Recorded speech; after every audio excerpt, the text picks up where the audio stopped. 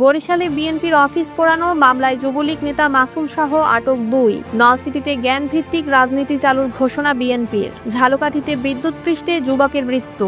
বানারীপাড়ায় কৃষক দল নেতা হত্যায় মামলা দায়ের, গ্রেফতার ১। কলাপাড়ায় বিএনপি সমর্থক পরিবারকে হয়রানি, সংবাদ সম্মেলনে প্রতিবাদ। আগৈলঝাড়ায় শারদীয় দুর্গাপূজার মণ্ডপ পরিদর্শন করেন জেলা প্রশাসক মোহাম্মদ দেলোয়ার হোসেন। ভারতে ফের ইলিশ রপ্তানির অনুমতি, ১২ দিনে গেল ১৩৬ টন। এতক্ষণ শুনলেন সংবাদ শিরোনাম, এখন বিস্তারিত।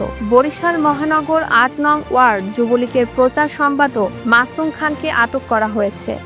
একই দিনে পৃথক অভিযানে আউয়াল খান নামের আর এক আওয়ামী লীগ নেতাকে আটক করেছে কোতোয়ালি মডেল থানা পুলিশ।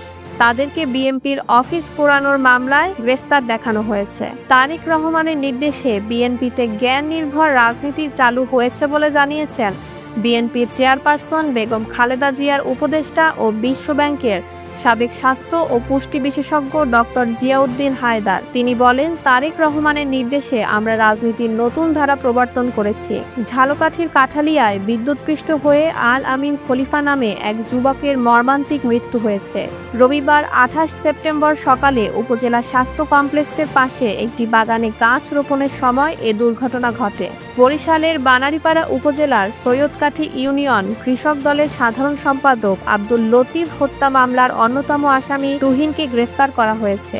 সোমবার ভোরে ভোলা শহর থেকে তাকে গ্রেফতার করা হয়।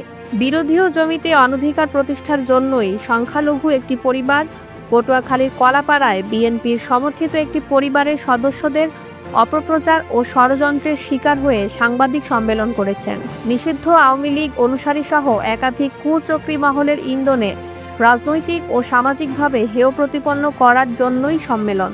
আগৈলঝাড়ায় শারদীয় দুর্গাপূজার মণ্ডপ পরিদর্শন করেন বরিশাল জেলা প্রশাসক মোহাম্মদ দেলোয়ার হোসেন। শারদীয় দুর্গাপূজা উপলক্ষে রবিবার রাতে বারপাইকা শ্রী শ্রী সার্বজনীন দুর্গা মন্দির এবং কালুরপাড় সার্বজনীন দুর্গা মন্দির পূজা মণ্ডপ পরিদর্শন করেন। শারদীয় দুর্গাপূজা উপলক্ষে ভারতে এবার ১,২০০ মেট্রিক টন ইলিশ রপ্তানির অনুমতি দিয়েছে বাণিজ্য মন্ত্রণালয়। রপ্তানি শুরুর প্রথম ১২ দিনে বেনাপোল স্থলবন্দর দিয়ে গেছে ৯৯ টন ইলিশ, আর আখাউড়া বন্দর দিয়ে আরও ৩৭ টন ইলিশ রপ্তানি করা হবে।